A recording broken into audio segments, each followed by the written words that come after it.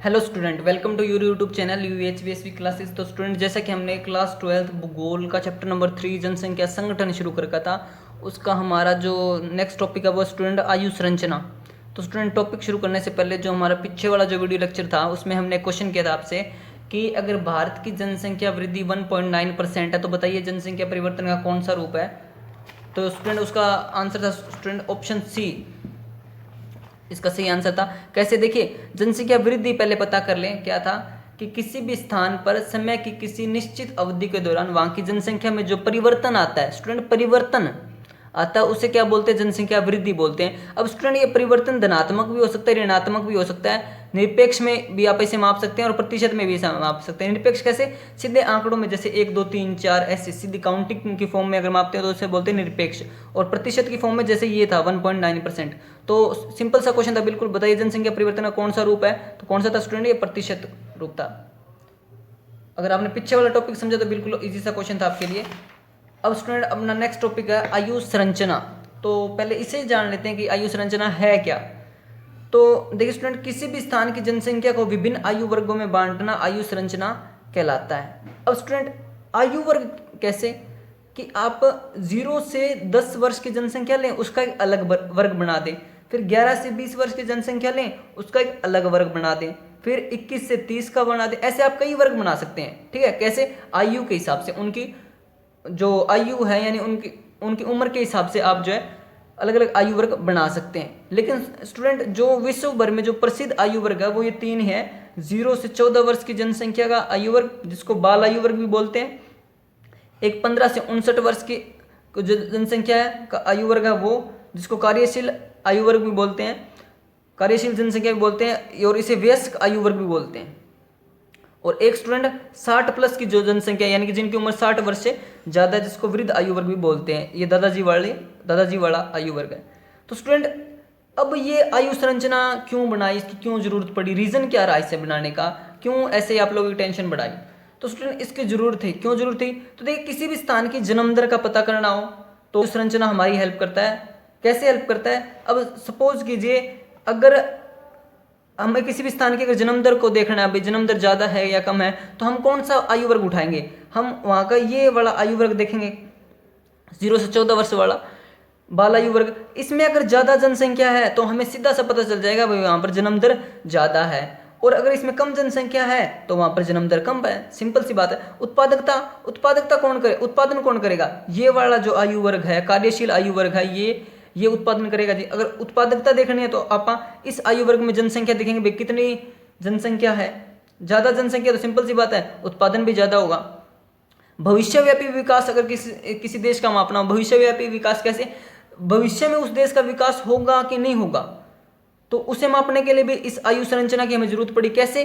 भविष्यव्यापी विकास से मतलब है कि भविष्य में उस देश का विकास होगा कि नहीं होगा। ये किस पर निर्भर करता है जी? ये स्टूडेंट निर्भर करता है इस वाले आयु वर्ग पर, इस पर बाल आयु वर्ग पर। अगर किसी देश में ये ज़्यादा है, 0 से 14 वर्ष की जनसंख्या ज़्यादा है यानी बाल आयु वर्ग ज़्यादा है, तो उस देश का भविष्य में विकास होगा, यानी वो विकासशील देश है। भारत इसी कैटेगरी में आता है। अब स्टूडेंट, प्रेजेंट का अगर विकास मापना हो, यानी वर्तमान का अगर हमें विकास मापना हो, भाई वर्तमान में किस देश में विकास है, यानी कौन सा देश है जो विकसित है, तो स्टूडेंट उसमें भी ये हमारी हेल्प करता है। कैसे? इसे देखने के लिए हम किसे देखेंगे? इस वाले आयु वर्ग को देखेंगे। 15 से जो 59 वर्ष का जो आयु वर्ग है यानी कार्यशील आयु वर्ग को हम देखेंगे। अगर ये किसी देश में ज़्यादा है तो सिंपल सी बात है, वहाँ पर उत्पादन ज़्यादा होगा। कार्यशील जनसंख्या ज़्यादा है तो वहाँ पर विकास भी ज़्यादा होगा, यानी वो विकसित देश की श्रेणी में रखा जाएगा जहाँ पर ये वाले जो आयु वर्ग है वो ज़्यादा है, यानी कार्यशील जनसंख्या का आयु वर्ग वहाँ पर ज़्यादा है। अब स्टूडेंट, आश्रित जनसंख्या का हमें पता करना हो। आश्रित जनसंख्या कैसे? अब जो ये 0 से 14 वर्ष का आयु वर्ग था यानी बाल आयु वर्ग था, जिसमें बच्चे आते हैं, और जो ये 60 प्लस का जो दादाजी वाला आयु वर्ग था, ये स्टूडेंट दोनों ही आश्रित हैं इस पर, कार्यशील जनसंख्या पर दोनों ही आश्रित है। किसके लिए ये आश्रित है? स्टूडेंट, अपने भोजन के लिए, अपने पोषण के लिए, स्वास्थ्य संबंधी सुविधाओं के लिए, शिक्षा के लिए ये इस पर आश्रित है, ठीक है। और ये किसके लिए जी? ये भी स्टूडेंट अपने पोषण के लिए, स्वास्थ्य संबंधी सुविधाओं के लिए इस आयु वर्ग पर आश्रित है। यानी कि जो ये कार्यशील जनसंख्या वाला जो आयु वर्ग है, जो वयस्क आयु वर्ग जिसे हम बोलते हैं, प्रौढ़ आयु वर्ग भी आप बोल सकते हैं, ये इन दोनों के भरण पोषण का काम करता है। किनके? इसका और इसका, इन दोनों के भरण पोषण का काम करता है जी ये। तो स्टूडेंट इन सब बातों का अगर हमें अनुपात का अगर पता करना है तो हमें जो है इस आयु संरचना की जो है हमें जरूरत पड़ी, यानी कि किसी भी स्थान की जनसंख्या को भिन्न भिन्न आयु वर्गों में हमें बांटने की जरूरत पड़ी। तो स्टूडेंट रीजन ये रहा कि आयु वर्गों में जनसंख्या को क्यों बांटा, यानी आयु संरचना की हमें जरूरत क्यों पड़ी। आई होप कि अब आपको क्लियर होगा कि इसका रीजन क्या रहा, कारण क्या रहा। अब स्टूडेंट कारक की आप बात कर लेते हैं कि इसे प्रभावित कौन से कारक करते हैं, यानी आयु संरचना किन किन कारकों से प्रभावित होते हैं। स्टूडेंट इसमें पहला आता है स्टूडेंट जन्म दर, दूसरा आता है मृत्यु दर और देन आता है प्रवास। तो जन्म दर कैसे प्रभावित करती है? बिल्कुल करती है। देखिए अगर किसी भी स्थान पर जन्म दर ज्यादा है तो सिंपल सी बात है वहां पर ये वाला आयु वर्ग ज्यादा होगा, यानी 0 से 14 वर्ष वाला आयु वर्ग ज्यादा होगा। अगर जन्म दर कम है तो ये इस आयु वर्ग में जनसंख्या जो है कम होगी, यानी जन्म दर प्रभावित करती है किसे? आयु वर्गों को, बिल्कुल करती है जी। देन स्टूडेंट मृत्यु दर भी प्रभावित करने वाले कारक है। जैसे कैसे? मृत्यु सबसे ज्यादा कौन से वर्ग में होगी? स्टूडेंट इस वर्ग में होगी, जो दादाजी वाला वर्ग है, 60 प्लस की जनसंख्या वाला जो वर्ग है, इसमें मृत्यु जो है ज्यादा होगी, प्रभावित करेगा। स्टूडेंट देखिए अगर किसी देश में ये जनसंख्या ज्यादा है, किसी देश में अगर ये जनसंख्या ज्यादा है तो सिंपल सी बात है भाई उस देश के पास स्वास्थ्य संबंधी सुविधाएं ज्यादा है ना। अगर किस देश में ये जनसंख्या अगर कम है तो उस देश में स्वास्थ्य संबंधी सुविधाएं जो है कम है, यानी कि वो विकासशील देश है, जिसमें ज्यादा है वो विकसित देश है। तो ये मृत्यु दर भी स्टूडेंट जो है इस आयु वर्ग को प्रभावित करने वाला कारक है। अब स्टूडेंट प्रवास कैसे प्रभावित करता है? प्रवास स्टूडेंट इस आयु वर्ग को प्रभावित करता है, कार्यशील जनसंख्या वाला जो आयु वर्ग है इसे प्रभावित करता है, क्योंकि ये जो जनसंख्या स्टूडेंट ये ज्यादा प्रवास करती है। प्रवास क्या था? जब लोग एक स्थान से दूसरे स्थान पर गमन करते हैं तो उसे हम क्या बोलते हैं? प्रवास। तो स्टूडेंट ये जनसंख्या जो है वो ज्यादा प्रवास करती है, क्यों? अपने रोजगार के लिए। जनसंख्या जो है गतिशील जनसंख्या है और ये ज्यादा प्रवास करते हैं, यानी कि प्रवास के कारण जो है ये आयु वर्ग जो है प्रभावित होता है। अब स्टूडेंट जो 0 से 14 वर्ष के जो आयु वर्ग है उसे आप 3 वर्गों में और भी बांट सकते हैं, इसके 3 उपवर्ग और भी बना सकते हैं। 0 से 4 वर्ष का भी बना सकते हैं और 5 से 9 का और देन 10 से 14 वर्ष का। लेकिन आपको ध्यान सिर्फ ये 3 ही रखने हैं, 0 से 14 वर्ष का आयु वर्ग, फिर 15 से 59 वर्ष का आयु वर्ग जिसे कार्यशील आयु वर्ग भी बोलते हैं, और 60 प्लस का। आप इसके उपवार्ड भी कर सकते हैं, यानी उपवर्ग भी बना सकते हैं। और ये जो 15 से 59 वर्ष का जो आयु वर्ग था इसके आप 2 सब पार्ट और कर सकते हैं। 15 से 34 वर्ष का आयु वर्ग जिसको स्टूडेंट युवा आयु वर्ग भी बोलते हैं, इसको स्टूडेंट युवा आयु वर्ग भी बोलते हैं, आप इसे भी ध्यान रखें, युवा आयु वर्ग। और स्टूडेंट जो 35 से 59 वर्ष का जो आयु वर्ग था इसको स्टूडेंट प्रौढ़ आयु वर्ग, एडल्ट एज जिसे बोलते हैं, प्रौढ़ आयु वर्ग में भी आप इसे बांट सकते हैं। अब हमने बता दिया कि ये दोनों आश्रित है स्टूडेंट इस पर, यानी कि ये जो है भरण पोषण का काम करता है इन दोनों का। तो स्टूडेंट ये था हमारा आयु संरचना। आई होप कि अब आपको ये क्लियर रहा होगा। देखिए बाल आयु वर्ग, विश्व में जो बाल आयु वर्ग है वो है 26%। 26% कैसे भाई? विश्व की जितनी भी जनसंख्या उसमें बाल आयु वर्ग में जो जनसंख्या वो स्टूडेंट कुल जनसंख्या 26% पार्ट, वयस्क आयु वर्ग में 66% पार्ट है, और वृद्ध वर्ग जो है वो 8% जनसंख्या इसमें आती है। विकसित देशों में स्टूडेंट 16% और कौन सा आयु बाल आयु वर्ग का, और फिर स्टूडेंट वयस्क आयु वर्ग में यानी कि जो अपना 15 से 59 वर्ष का जो आयु वर्ग था उसकी बात है, ये स्टूडेंट 67% और वृद्ध आयु वर्ग में 17%। विकासशील देशों में स्टूडेंट 29% कौन सा बाल आयु वर्ग, और 65% स्टूडेंट वयस्क आयु वर्ग और वृद्ध आयु वर्ग। अब भारत में स्टूडेंट अगर बात करें तो वह स्टूडेंट 29.9% बाल आयु वर्ग, और वयस्क आयु वर्ग स्टूडेंट 62.5% और वृद्ध आयु वर्ग स्टूडेंट 8%।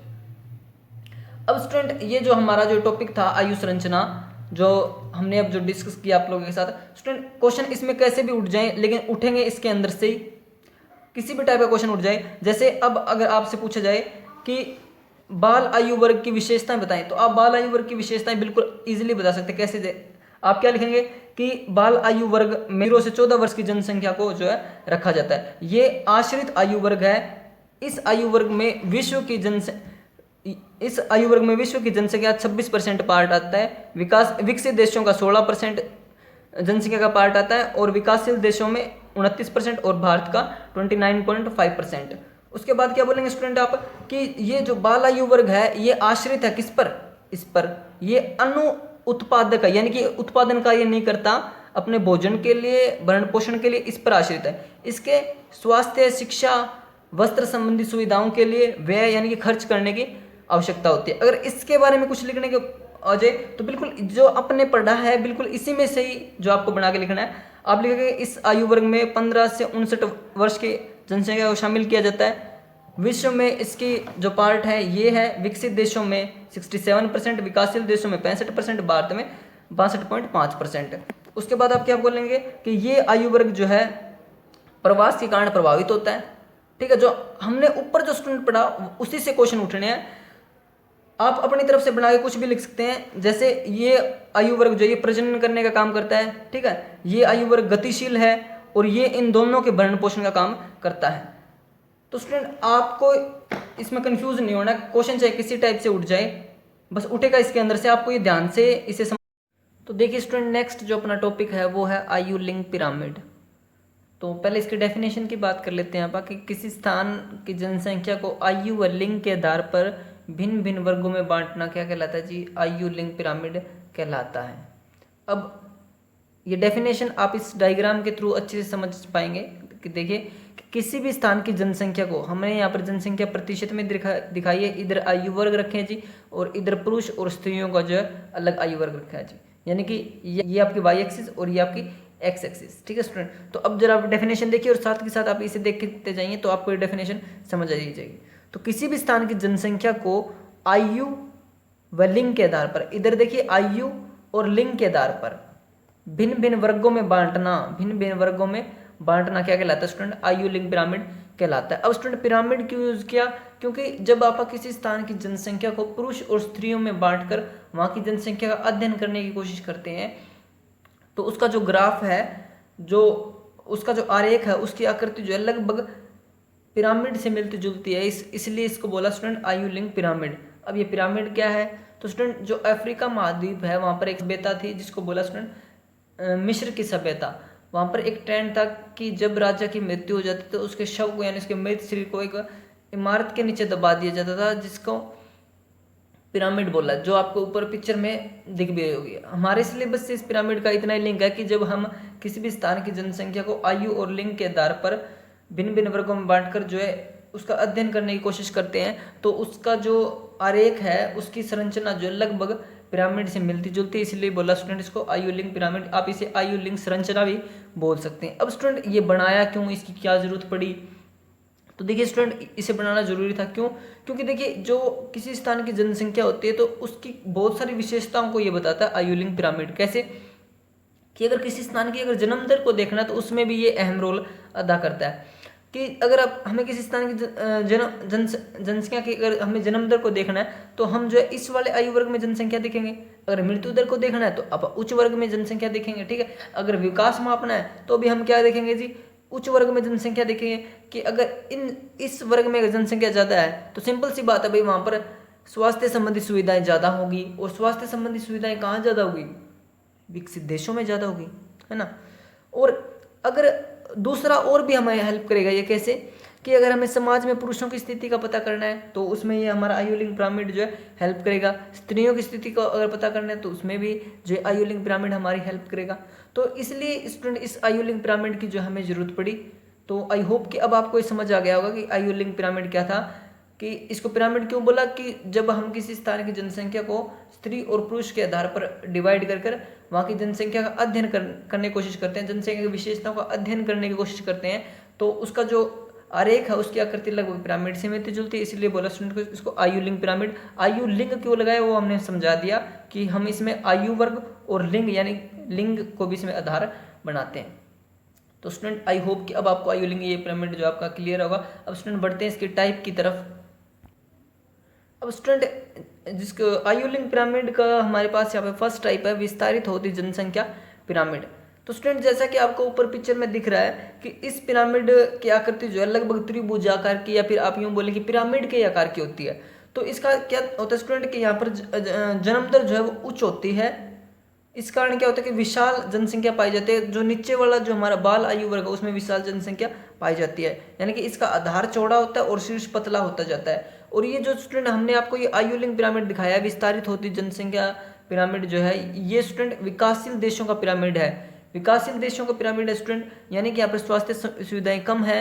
तो जैसे जैसे हम उच्च वर्ग की तरफ जाते हैं जनसंख्या कम होती जाती है। क्यों? क्योंकि अच्छी स्वास्थ्य सुविधाएं यहाँ पर लोगों को उपलब्ध नहीं है। इस कारण जो लोगों की जीवन प्रत्याशा है, यानी कि उनका जीवन काल है, वो ज़्यादा लंबा नहीं होता। तो उच्च वर्ग की तरफ जैसे जैसे हम जाते हैं तो जनसंख्या जो है कम होती जाती है। स्टूडेंट, अगर आप मेक्सिको और बांग्लादेश का अगर आयु लिंक पिरामिड बनाएंगे तो वो भी इसी आकृति का मिलता जुलता होगा जो ऊपर हमने जो ये नाइजीरिया का हमने जो आपको ये आयु लिंक पिरामिड दिखाया है। तो स्टूडेंट, ये था विस्तारित होती जनसंख्या पिरामिड। इसमें बस आपको विशेषता में बस इतना ही ध्यान रखना है कि इसका आधार चौड़ा होता है, शीर्ष पतला होता है। इसमें उच्च जन्म दर पाई जाती है और मृत्यु दर भी उसमें जो है उच्च होती है।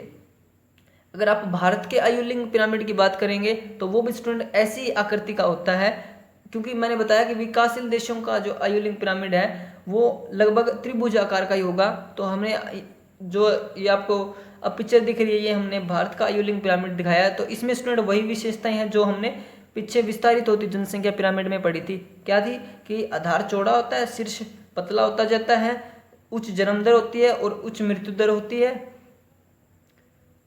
तो स्टूडेंट, ये था हमारे भारत का आयु लिंक पिरामिड। इसकी विशेषताएं वही रहेंगी जो हमने पीछे वाले की डिस्कस की हैं। अब स्टूडेंट, नेक्स्ट हमारा स्टूडेंट स्थिर जनसंख्या पिरामिड।